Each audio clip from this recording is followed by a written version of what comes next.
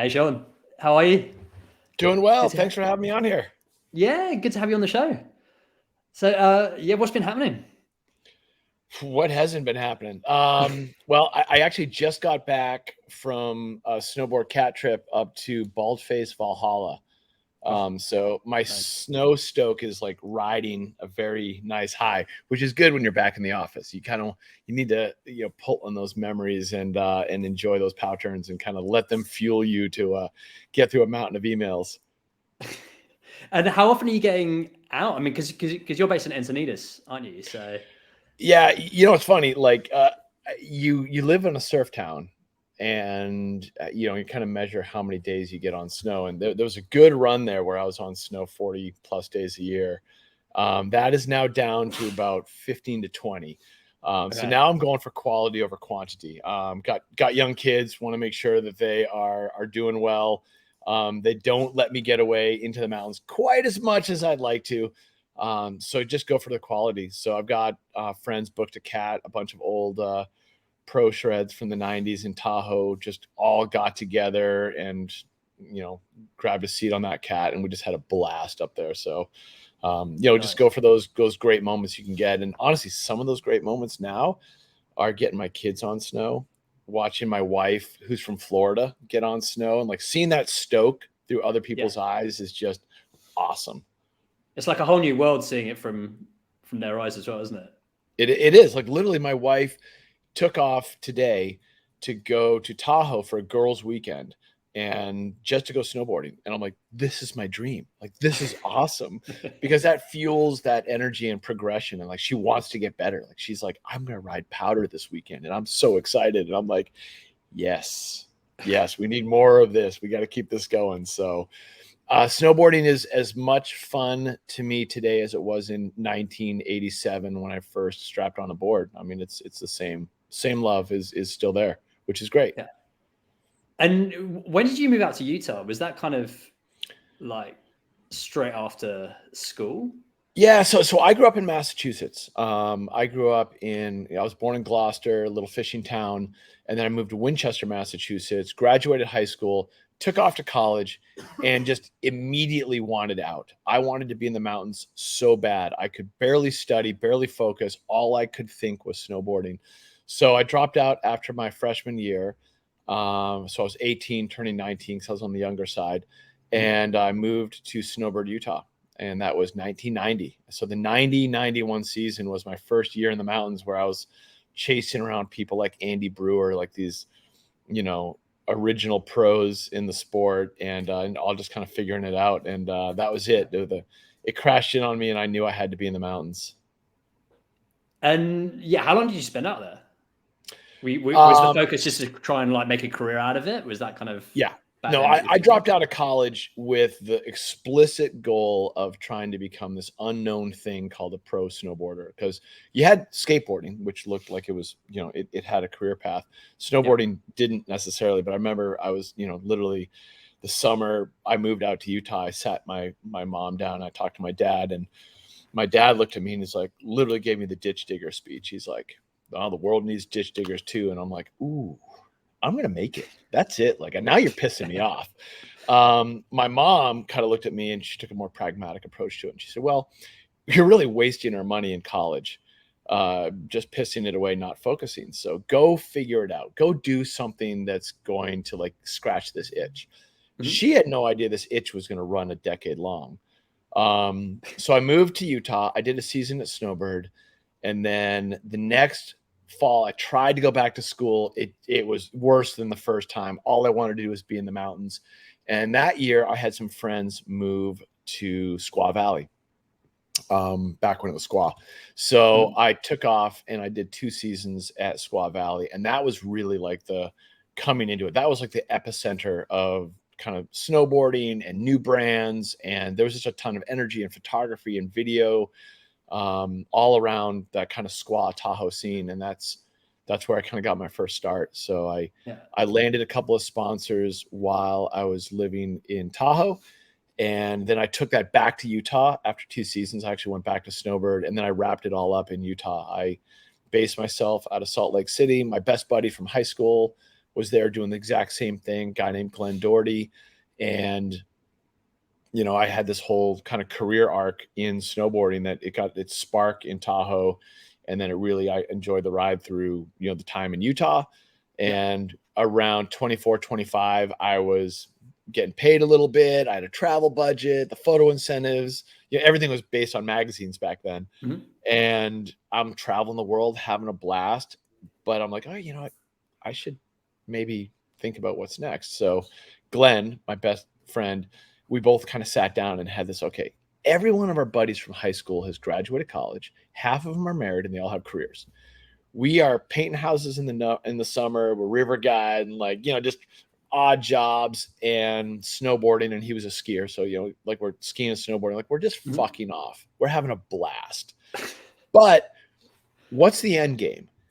And you kind of have to start asking those questions, I think, about, like, where you want to go. And I knew then, like, you can't snowboard forever. That dream. This was like mid-20s, right? When you were sort of what? 24. Yeah, I'm 24 years old now. Again, I'm kind of like at that great spot where, like, I'm getting a bunch of free stuff and I'm traveling around and everything's cool, but you can't do it forever. And that was in my head. And the same thing for Glenn. So we kind of set this plan. It's like, okay, Glenn's like, well, you know, if I haven't made it as a pro skier by the time I'm 25, I'm going to join the Navy. Like, total wild career arc away from being a ski bum. And I was like, you know, I'm kind of in the right spot for snowboarding. So I think I'm going to go back to school. So I set out to figure out school. Like, how do I snowboard and go to school? And I found this interesting program at Salt Lake Community College and then the University of Utah that had this huge, robust program for summer and fall semester.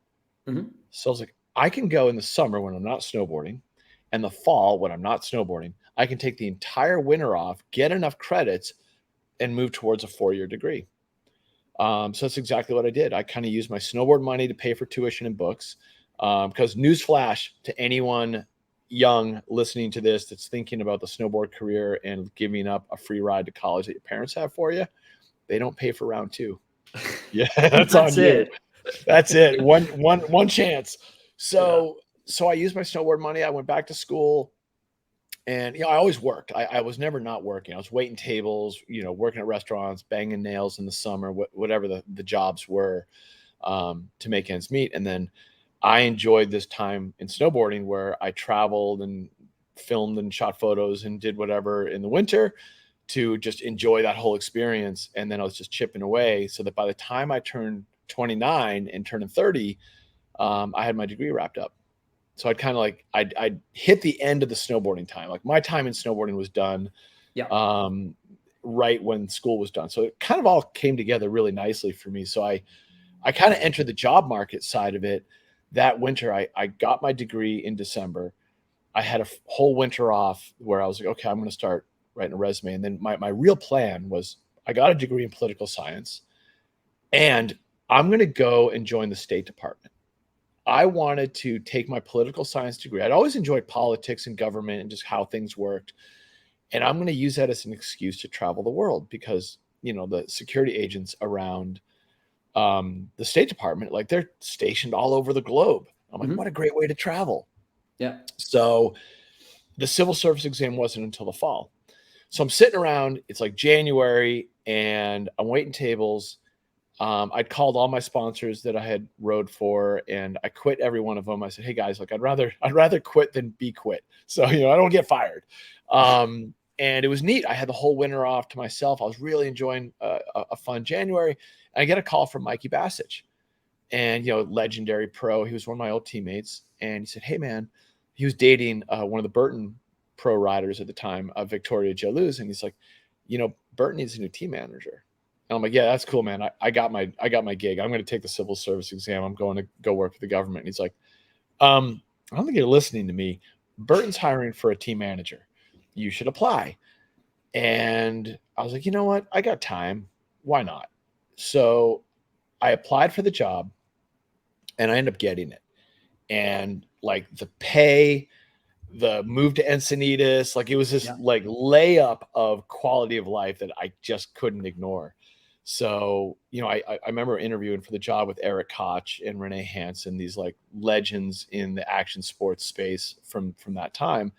And we all clicked, like the whole thing clicked. And then I met Blotto, and, you know, Blotto was one of my interviewers, and he was like, you know, like, let's go, let's do this. So I went from like a virtually unknown, you know, sponsored snowboarder who was really not in like the A game. Like I wasn't up there with, you know, Andy Hetzel and Travis Parker and those guys. I was a level below all of them. And then all of a sudden I pop in and I show up at the SIA trade show in January as the Burton team manager. And I was like, okay, it's on. And my number one job there was to work with Shaun White. So it was when Shaun. And this is when he was like young, right? He was like 15 16. or something. Right?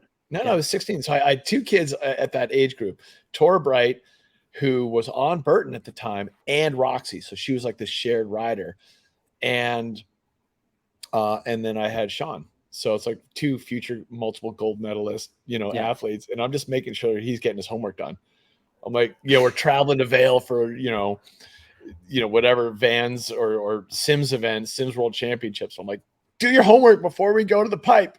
And it was that just like sorting out logistics and kind of making sure that they're obviously where they got to be, when, and so in the team manager job, like a ton of it is herding kittens. Like that expression, I learned that from Brian Craighill, who is a longtime marketing guy at Quicksilver.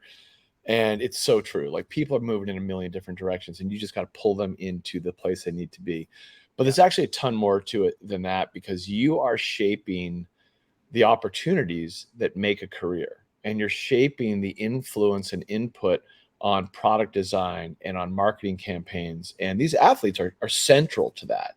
So, you know, I was drawing on my own experience of where, you know, I would try and design a board with barfoot and they wouldn't do it right. And then the board kind of sucked. And you're like, well, if you just did this differently, you know, and you could do it better. And then you get those ones that do work well, and you want to double down on that. So the riders are super important in that. And that was one of the things I loved about Burton.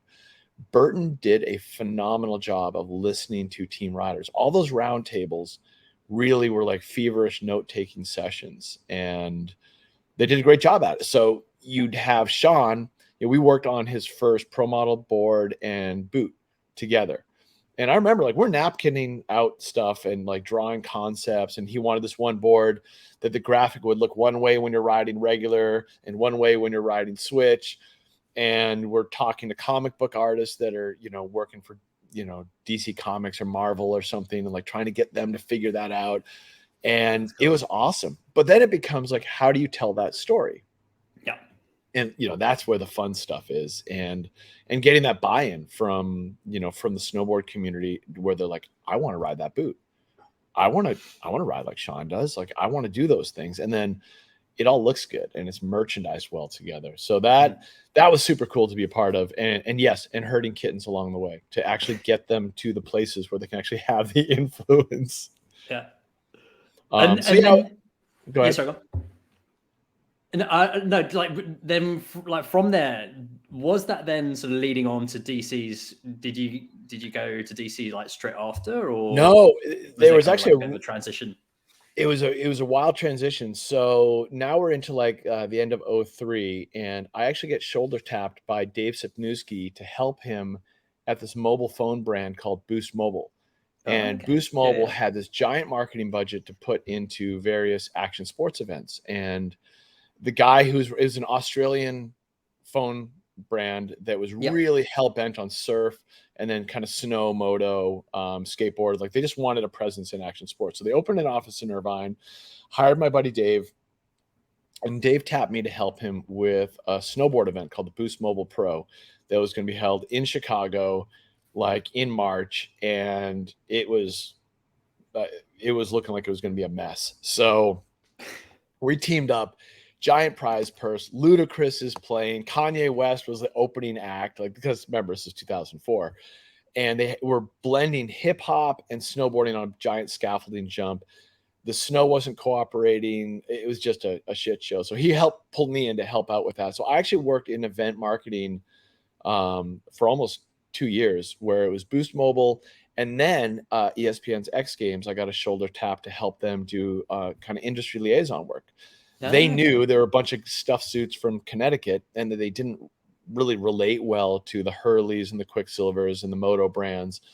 So I got to become that liaison, like help them kind of bridge the gap culturally, make sure the athletes would actually participate in the games. Because back then, like you didn't know like if people were actually going to show up or not. You're like, well, we really hope so. Yeah. And now, of course, it's a different story. But so I did that for a little bit, and then I managed one of Tony Hawk's secret skate park tours.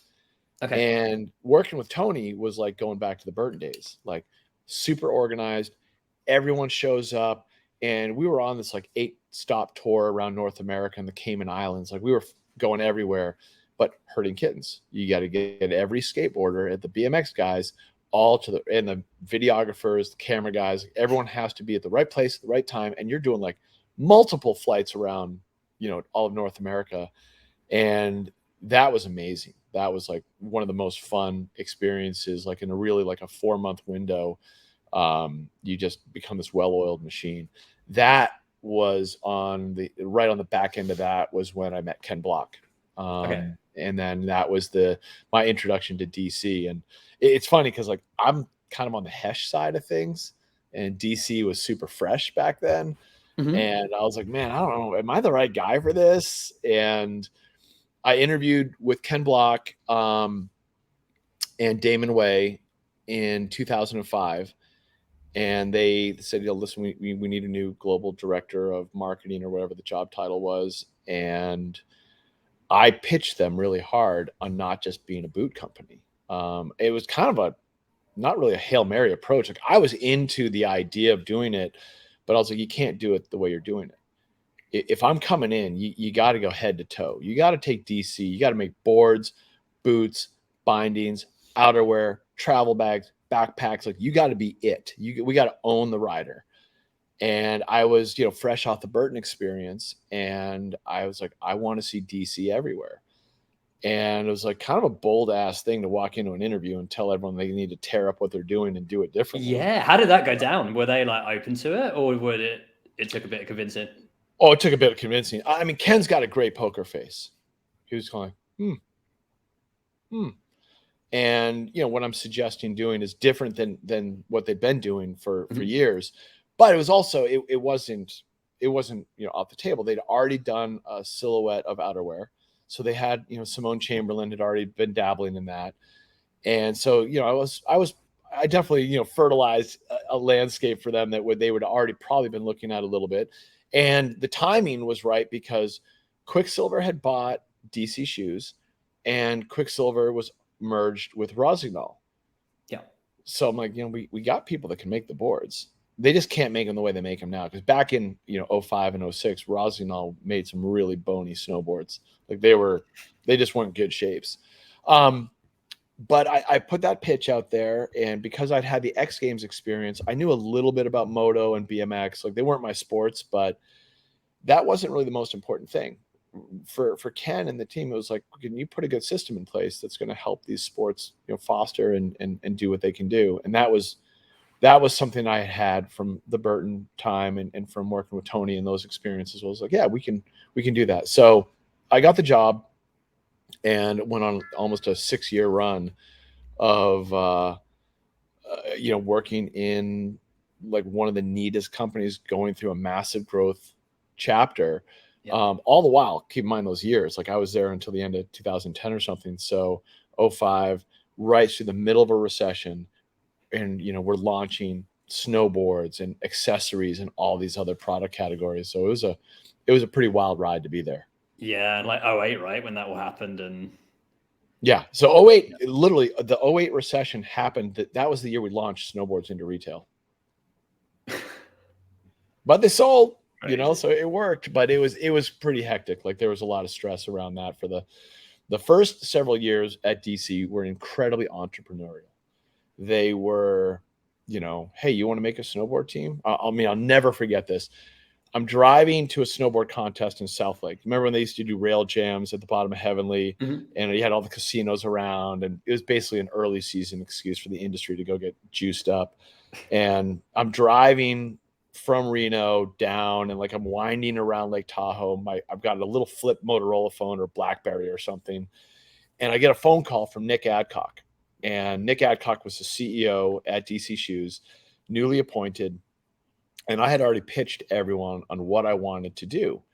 And I had this whole plan that I had presented to Ken and Damon and Nick. And I said, listen, we have one guy on our boot team. His name's Devin Walsh. And Devin Walsh is like the cornerstone of the Forum Snowboards program. I want him to lead this. He's like the team captain. Like he's like this authentic voice and presence in snowboarding. He's got to be the anchor. However, to get him, he's under a multi-year contract. We actually need to pick up Ika Backstrom and Lauri Haskari, these two Finnish wonder kids. And Ika had just come off his video part. I think it was for that.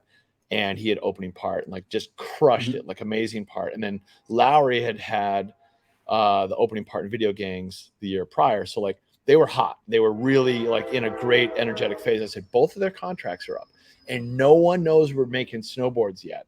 If we're going to do this, I got to grab those two. That's going to scramble for them. They're going to be so wound up over that. They're never going to see Devin come in on the back end of that and ask to quit. So I'm talking to Steve Ruff. I'm talking with Devin because Devin didn't, have an agent like that. And I'm like, I'm navigating what this is all going to look like. And at the same time, there's this hot new kid on Tech9 named Aaron Bittner. And so I'm talking with all four and I'm like, this is our team. This is going to be the team. And the timing was phenomenal. I pull over to the side of the road in like December of 2006 or whatever it was. Nick Adcock's like, mate, what's it going to take for you to do this? And I tell him, I lay that plan back out with him. And I'm like, look, you say go, I will have Ika and Lauri under contract. And, a month from now, we could hit the SIA trade show. Devin quits and we announce the team and announce the boards right at the SIA show. And it was like this big, orchestrated coup. And it's like, you don't make an omelet without breaking a few eggs. Go for it. And that was it, man. It was on. Like I remember driving to that rail jam and I'm like, oh, this is going to be so good. Yeah. And I I started the wheels in motion. And like within a couple of weeks, I had Ika and Lauri locked up on DC head to toe. As soon as that happened, like I'm getting phone calls from Chief and like the guys over at Forum. They're just like, what the hell's going on here? It felt like the classic skateboard moves when like a skater quits one team and goes to another. Yeah. It was like, we just upended the Forum program. And then Devin snuck in right on the back end of that and, wrote a letter to the whole crew and said, I want out. Like, I'm not happy here. And he truly wasn't. Like, it wasn't just opportunity. Like, Devin knew we were building something special. And it's like, I want to be a part of this. This is a chapter in snowboarding. And that's how I build it. I'm like, guys, when's the next time you're going to be a part of a brand doing something like this? And we went on, like the next year it was Torstein and then Haldor Helgason and, like discovering Torstein as a teenager coming to Super Park was like, you're it. You're the next generation of snowboarding. So it was a magical run. It was some amazing athletes. We introduced some awesome product. It was a ton of hardship, but it was very entrepreneurial. It was very high risk, high reward. Like I think any kind of like young businesses, despite that it was owned by Quicksilver, the environment we were in was actually very electric. It was very exciting. So amazingly fun to be a part of. We did Mountain Lab 1.5. We did a bunch of little video projects that, it's all kind of pre-internet. You weren't dropping things on YouTube and Instagram as much back then. It was like all in its infancy. So super fun chapter. And what was like looking back, was there like one fond memory of Ken that stands out? There was actually a lot. Probably one of the most fun ones with Ken wouldn't be any. It would be, well, one time he took me rally driving, snow drifting up by the Mountain Lab. And literally, I think he brought me along because he knew I was fit enough to like shovel the car out if it got stuck. But we'd have these conversations while he's going Mach 1,000 around these bank turns. Like he's driving like a fucking maniac. But he's driving actually. Well, I mean, like In the passenger seat, I mean, I kind of knew he knew what he was doing, but this is Yeah. pre-Gymkhana. He's like warming up for Gymkhana in his neighborhood. But he would talk about these amazing life subjects who have nothing to do with work. And he would talk about the value of marriage because he and Lucy were getting pregnant and getting ready to have babies. And it was like inspiring. Like I was inspired by it. I'm like talking to this guy. Yes, I'm white knuckled, but you're paying close attention. Yeah. And he's chatting about, you know, like relationships and stability. And like he was such a family man before he even had kids. And that was really cool to see because I hadn't tapped into that yet. I wasn't aware of that world until later. So I got to draw back on that. You know, the other thing working with Ken, and I mean, honestly, for anyone who's watching this who doesn't know, like go look up Ken Block. He recently passed. He was a mentor to literally dozens and dozens and dozens of people, and he influenced hundreds of thousands of people in all the different action sports. And I'm incredibly fortunate to have worked under him for, you know, the better part of 6 years. And, you know, one of the other things I would say that he did was his decision making without making decisions. He would come in and he would just sort of ask questions, and you had to figure those questions out. And it was like a constant test, but he believed in you. Like he asked the questions because he wanted you to unlock the answer. He wanted to nudge you forward. And that is something that I always want to take into other elements of my life as I'm fostering a team here. I want them to find some answers. I want them to not just have a question and have it like linger. I want them to, like, you know, problem solve, find the solution, act on the solution.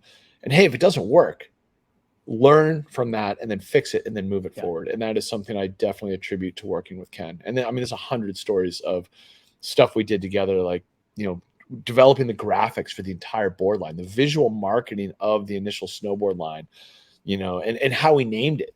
You know, we had these big conversations about Mercedes and BMW and the 3 Series and the 5 Series and how we should have the PBJ, you know, the park board for jibbing, and the MTB, the Mountain Lab, or MLB, the Mountain Lab board, or I'm sorry, the Mountain Lab Freestyle, which we, you know, acronymed into MILF, which I don't know if that translates for you, Ollie, but it sure does in the US. And, you know, just all those boards had a meaning and a purpose. And, like, I mean, the guy could shoulder tap Peter Seville to do graphics for us, and Andy Howell. And so just being around that was amazing. That's awesome. And like when you were there, did you kind of get an itch that you wanted to like do your own thing, or when did that come in? Well, so it almost kind of goes back to like the whole sort of fitness thing, which we were talking about before, right? And kind of, you know, training and absolutely. So, you know, when you're a snowboarder, you work for yourself. You're effectively an independent contractor. Although I didn't think of it that way. I didn't think like, oh, I'm building my own brand. Like, that's very common and cliche to talk about that today. But back then, like, I just wanted to ride a snowboard, and I wanted to ride all the time. And the fact that I could do it and represent companies along the way just made it that much sweeter.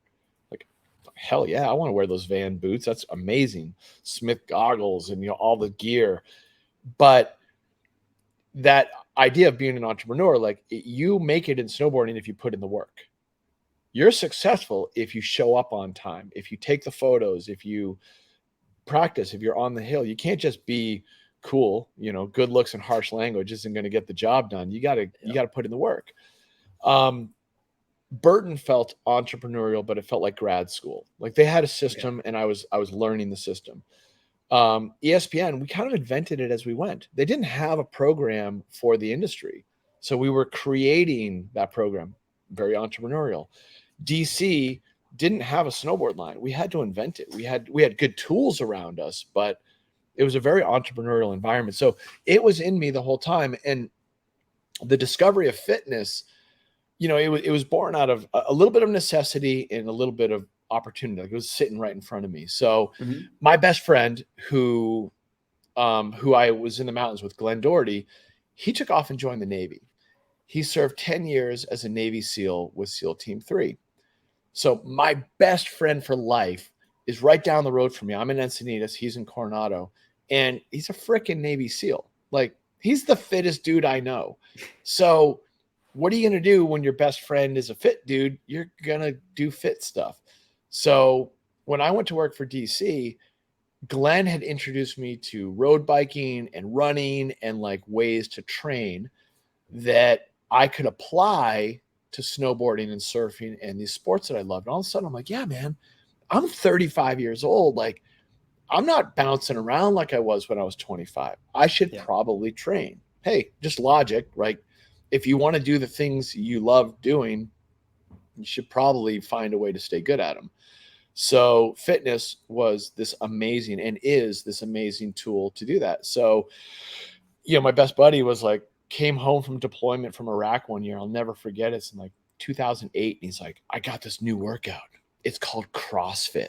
We're going to try it. And I'm like, what the hell is CrossFit?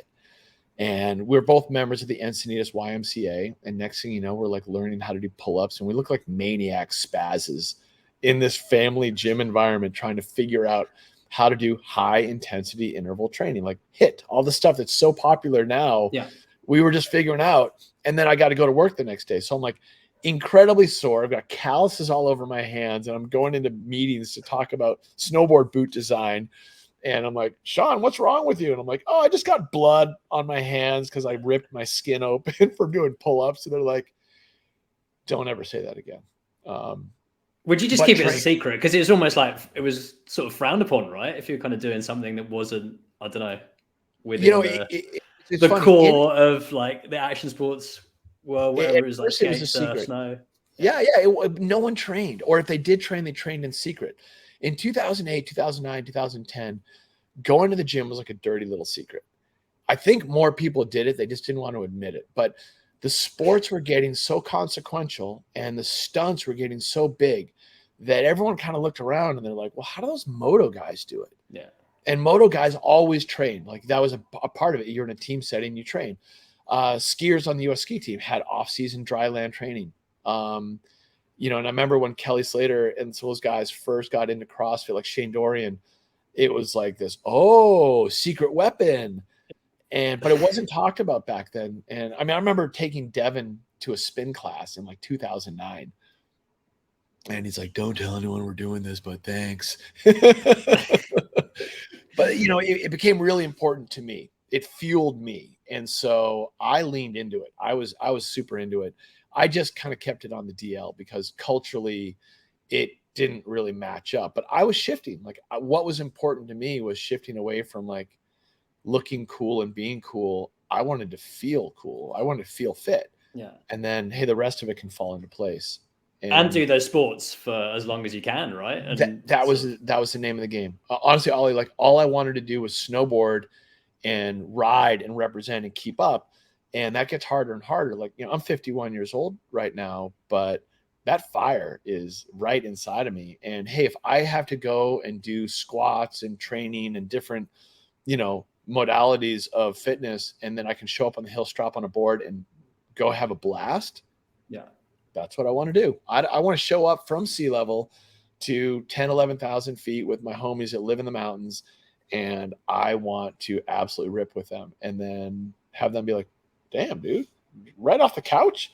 And like, well, not exactly the couch, there's a gym involved and it's worth it. Like, why would you spend $200 on a lift ticket if you're not going to bookend the day and like get the most out of that experience? Yeah. Or if you jump off the chairlift and you just do your back in because you're not ready. Yeah. Like who wants that? Like, I'm all seized up, all my neck cramped because I wasn't physically ready to go do it. But mentally I'm still 25. Bad math, man. Take care of the body, keep it young, and it'll pay dividends. And I learned that from Glen, and then I just continued to apply it. And really it went from kind of like necessity to habit to lifestyle. Mm-hmm. And now it's lifestyle. Like I get dickish if I don't get a workout in. I get antsy, and there's a ton of great research on why doing fitness, and it doesn't have to be CrossFit. It doesn't have to be some intense stuff. It can be whatever your version of that is, but it helps with mental health. It helps with problem solving. It helps with sleep and recovery. It helps in so many different ways that you're kind of just missing the boat if you're not keeping this machine tuned up in some capacity. Yeah. And yeah, so then how did that go from I guess that sort of fitness thing becoming your lifestyle to then today and buds and kind of. So part of it's having this best friend that's a Navy SEAL. So Glen got out of the Navy and he started contracting, and we were both moonlighting coaching at a local gym in Encinitas called SEAL Fit. It's owned by a former Navy SEAL. And I just kind of fell into this world of really appreciating the fitness that they offered. And it was just really intense, high volume training. And it spoke to me. Like, I wanted something hard. Snowboarding was hard. Being in the career is hard. Working's hard. Give me the fitness that's hard. Because if the fitness is really hard and you can do that, all the work stuff's going to feel a lot easier. You know, it just puts things in a good life perspective. Rob Campbell joined that gym. Andy Hetzel was at that gym for a little while. Matt Goodman was at that gym for a little while. Like, you know, some OGs in snowboarding were around that fitness scene. And, you know, they came and went. I just stuck with it. I really loved it. I loved what it did for me. So I trained there, and I was kind of moonlighting. So like I would literally go from coaching a 6 a.m. CrossFit class to board meetings at DC and then back to the gym. That kind of became like the new home. When I was done at DC into 2011, I was coaching and doing these weekend camps that they did, these SEAL Fit camps. And I met some folks at Reebok. I met some folks at different companies, and they were all really curious about the effect of action sports in training. So it was actually a great time because the footwear brands were curious about the action sports crowd.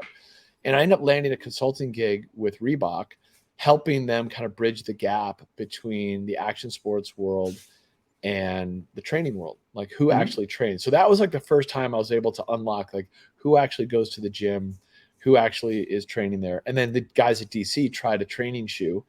I remember talking to Wayne about that, one of the main like guru shoe designers at DC, about a good functional trainer. And then I met the guys that ran CrossFit, helped them secure a venue for the CrossFit Games, which was like their big kind of Super Bowl of fitness.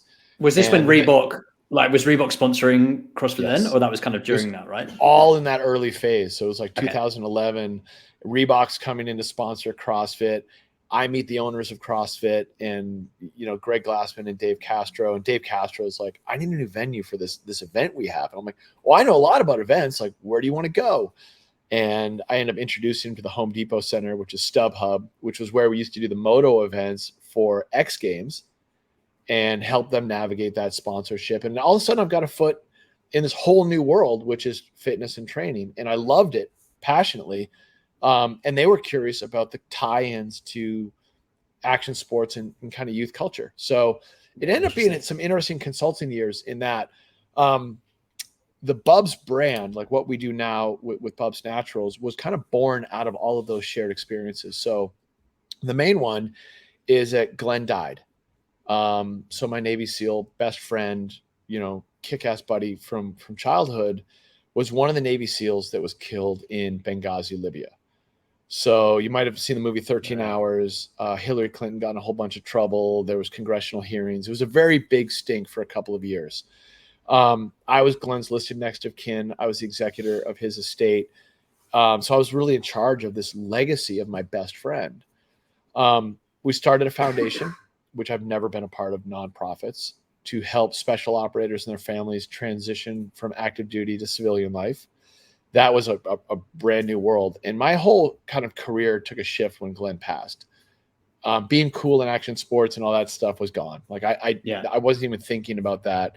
Nor did I want it would just shift everything, right? I mean, your mindset shifted. Like I lost my best friend, and there was a lot of people looking to me for answers, and not just looking to me, looking to this community of people that he had affected so much, because he was this larger than life personality, this light in the room, and protecting his legacy became very, very important. So I was paying the bills working with footwear brands. So I was working with Converse shoes with Dave Sipniewski. We kind of got the band back together, and we were doing art installations and back magazine covers and video content as a full campaign for Converse. And then I was able to work in the fitness space with Reebok, and I was kind of dancing between the two footwear brands, which is pretty funny considering they're both in Boston. And then I had an excuse to fly home and go see the family sometimes. But then after Glen had passed, a couple years went by. Dave is like, I can't do this consulting gig anymore. I'm going to go take a real job. And I was kind of done with it too. Like a lot of that hunting and seeking in the agency world was just getting a little tired. And I wasn't as motivated to constantly sell myself and sell the agency approach. And it was kind of this perfect confluence of events. It had been a few years since Glen passed. The foundation was up and running. The 13 Hours movie had come and gone. And my wife introduced me to collagen. I was 45 years old at that time, and we had a 1-year-old, and my wife was pregnant with our second. And she brought it home from the news station. So my wife's a newscaster, and she said, "Oh, I did a news segment, and this woman told me about the benefits of collagen." And she's like, "And your knees sound like crinkled up newspaper when you're walking up and down a flight of stairs." So just trying to feed you something, like. She's like, "I need to preserve your old ass. Like, you're a dad now. I gotta hold you together." So I didn't know anything about it. She just said, "It's unflavored. Put it in your coffee." So I did just that. I started putting it in my coffee. After a couple of weeks, my fingernails are growing like crazy. And this is the only supplement I was taking. I was not a supplement guy. Right. Couple of weeks later, I need a haircut. And a couple of weeks later, I woke up one morning, I'm moving around the house, and my knees didn't hurt. I mean, like, whoa, my it's knees wild, isn't didn't it? hurt. You sort of think like. So I realize now it took a few months of taking collagen to build up the glycine stores, to build up the synovial fluid production, all the sciencey things behind amino acids to do their job. But I was feeling it. And I had tried glucosamine before. I tried, a steady diet of Advil. I'd done a lot to try and mitigate the pain that my body had been feeling. But this was it. This was the gateway to pain-free activity. I got back into running, and I dialed up my fitness even more. Like I felt great. And I just became a customer. The more I went on with it, a couple more months, the better I felt every day. I just felt a little bit better. And, the company was born out of I shared that experience. So TJ, my business partner, came over to the house one day, and he saw the jar of collagen. He says, "Oh, you take that stuff?" And I'm like, "Oh my God, it's the best ever. Like, I'm jumping, I'm bouncing, I'm moving around. I feel awesome." And he looks at me, he's like, "Well, let's start a company." And I'm like, "You're crazy. No way, dude. I got a 1-year-old behind me. Like, this consulting world has been, kicking my ass a little bit. Like, I'm not so sure I'm into that." I'm like, "But what would it look like? Like, let's just have the conversation. We're just sitting here talking." And we both looked at each other, and we both said at the exact same time, for different reasons, "Well, if we ever started a brand, whatever we do, we'd have to do something cool for charity." And literally the light bulb just went off in my head. And I said, "Well, I know the charity.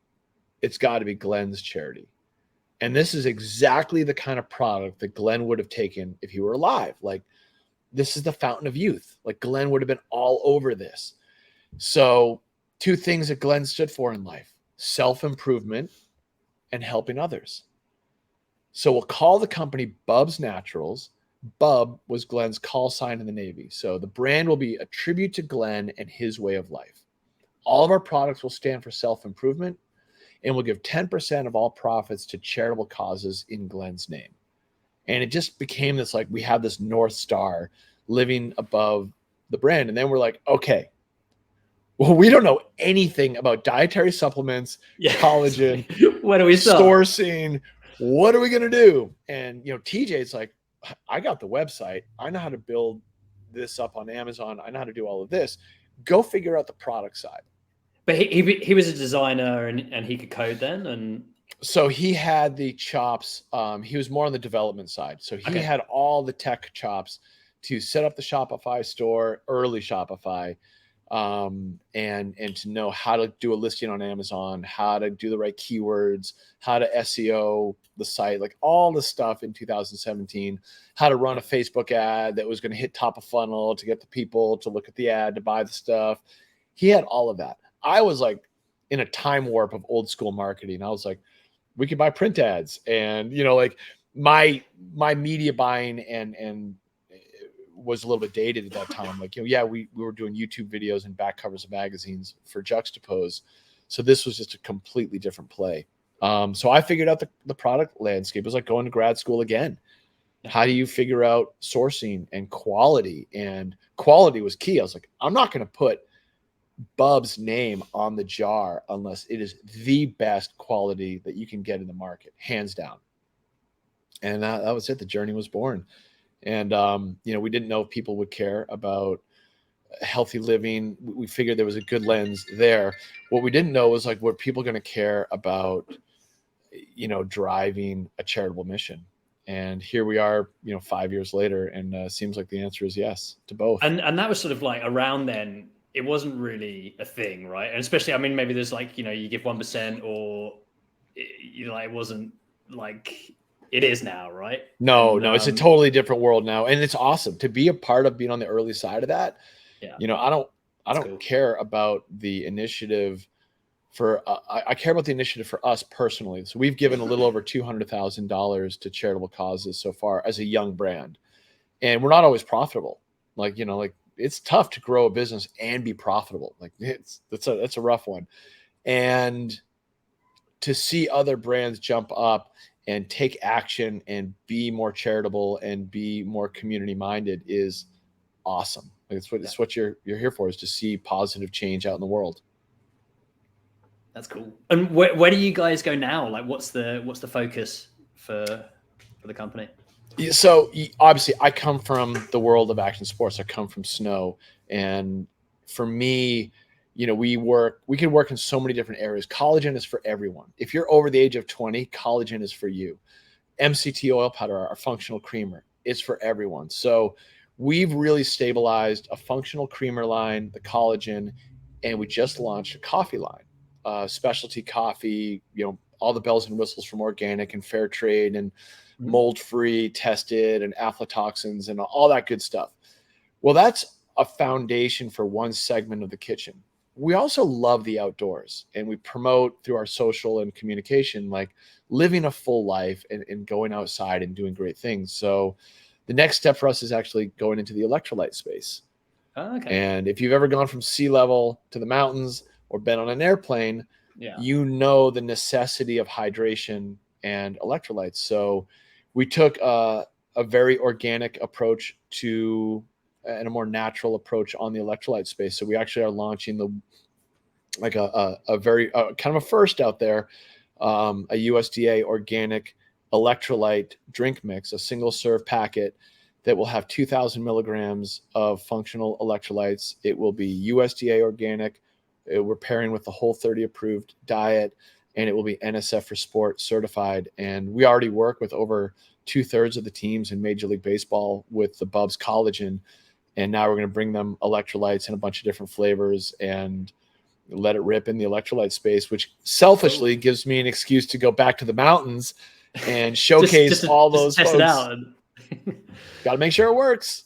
Yeah. So it's neat. Most of the brands that have electrolytes have between 500 and 1,000 milligrams of electrolytes. And I wanted to be able to do everything from all natural sourcing and hit it with 2,000 milligrams. Like, let's just give them a 2x value on electrolytes, which is what you're really there to get. And make them taste good. Yeah. And if people want to find out about it, and or if they want to get in contact with you, what's the best way?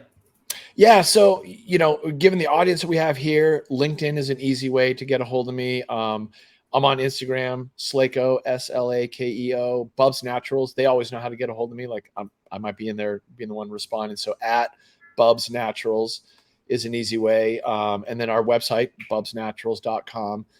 You always talk to a real human when you're chatting. So if you're like, hey, I want to ask Shaun a question, Danny or Jonna, one of our customer service gals, will make sure that gets routed to me. So I'm pretty easy to get a hold of. I'm not hiding out. Cool. Good stuff. Well, Shaun, thanks so much for coming on, man. It's been awesome chatting, and I could have gone on for hours and hours, but I don't. Yeah. The DC years could have been a whole chapter. But yeah, it's fun being in the position that we're in.